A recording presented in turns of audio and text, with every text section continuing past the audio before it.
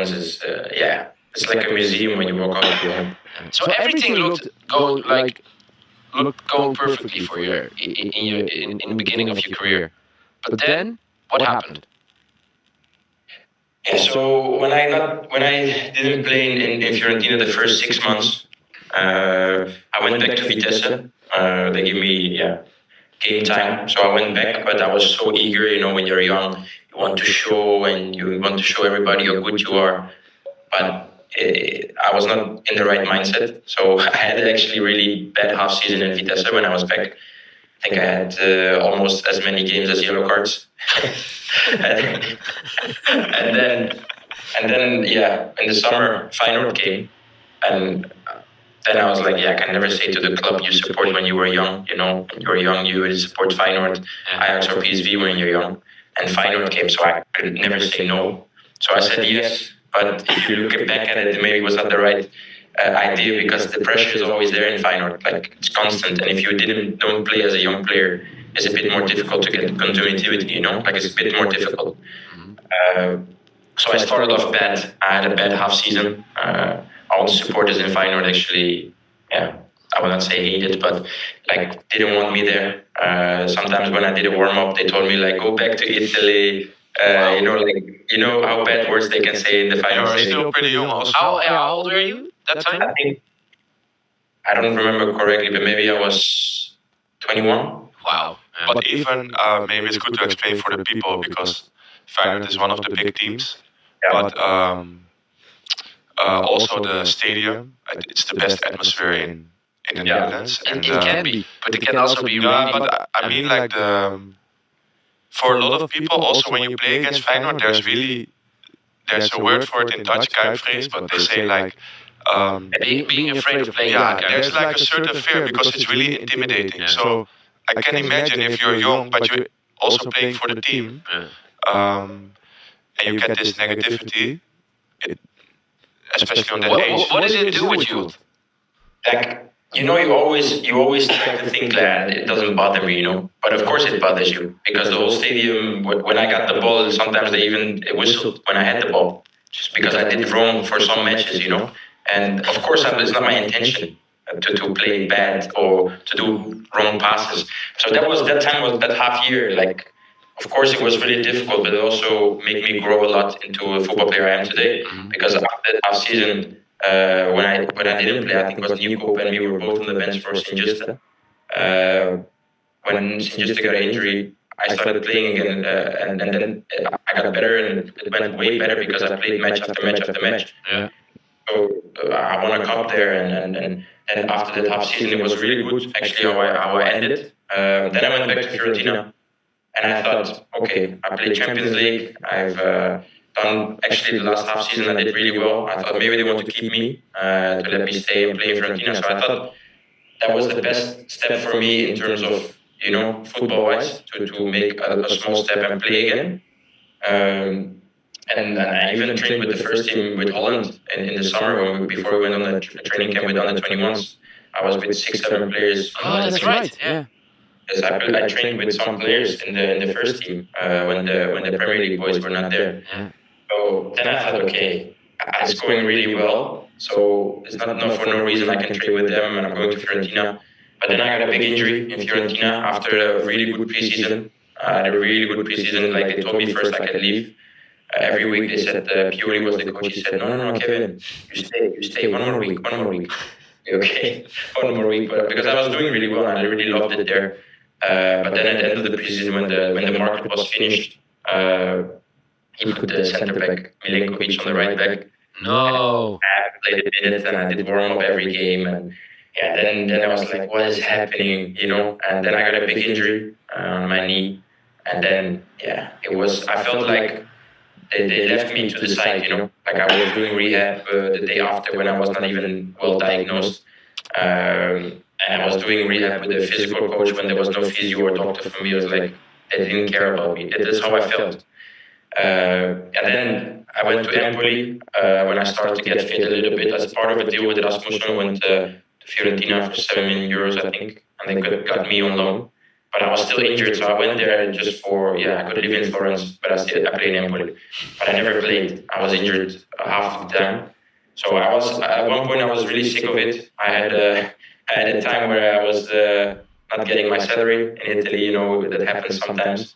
And then I was sick of it, and then I said, okay, you know what? I said to my agent, I called him, the agent I still have from 16 to now. I said, I need to go and go to my own physio because I can't do this anymore. I'm struggling for nothing. It was the same in Empoli. I didn't feel like I was important. How you want to be felt, like how you want to feel as a football player. So I went to Belgium, and I told you this already, Neil. I was there for 4 months, I think.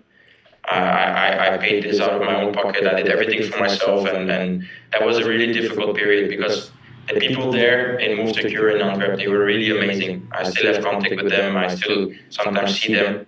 They are amazing. They let you feel like an important person, and they care about you to get fit again. And I was working there maybe 2-3 times a day with the physios, and but then still sometimes I had pains, and then you're still thinking like, what am I doing? It was maybe your lowest point in your career, right? 100%. Because sometimes in the car, I was living with a friend, and sometimes he lived in Bergopzoom, and I was driving to Antwerp. One time, also sleep in the week, I sleep in Antwerp in an apartment. So when I was driving this 45 minutes alone in the car, you're thinking, what am I doing it for? It's not working. Am I destroying my body or trying to get fit again when it's not working? I had pains, but luckily I got over it. It went better and better. They helped me through a lot. The people over there, they also, like, sometimes I tell the players, physios are also psychologists. They help you a lot. Can be. The right ones, yes. Depends on who, of course. But You also recognize that sometimes, like the physio room is like a safe space for all the players to sometimes whine a little bit or talk about some frustrations. It's always the physio room where everybody feels goes free to speak. and leaves the anger or irritation just sit there. But then got better, and then I got a call from my agent saying, like, maybe it's time to look at the next step because you need to enjoy playing football again. And then I had a friend he played in Brøndby before. His agent, he called to Denmark, and they said maybe Kevin Dix can be an option. And then Chris Janssen, who was in AGF, he's now director in Wolfsburg, he was like, what, is he available? He said yes, but he needs 2 months of training and physio training before he can enter the team. So he said, that's an expensive player for Denmark, but I love him, so I need him. So he took me to do AGF, Aarhus, in Denmark. Aarhus, yes. Actually, a really nice city. It's small, but really nice. And I think it was perfect for me to get back into like loving football again and loving to play the game. And I really appreciate how the physios over there also work with me.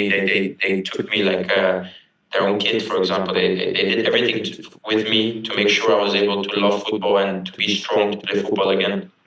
And over there, my career came back to life. I had a really good 2 years over there. Scored a lot of goals as well. We won a medal because in Denmark, if you get the first or second or third, you get a medal. And for ours, that was a big thing. After a very long time, no medals. We went third, so they were really happy. I didn't know that. This is really cool. This is the first time I heard about it. I think it's also the only league in the world. Maybe, I don't know, but I was also surprised when I heard it. But then Peter Christiansen went to Copenhagen, and eventually he took me. And But if you, it's impressive. But if you look at the resume, the names of the club, It's insane, right? it's beautiful. Yeah, but I think this is really important because we talk a lot about it. Like, you guys get a lot of attention. People always say, "Oh, they have a great life." Only on the pitch for training. That's their work. They get a lot of money, a lot of attention.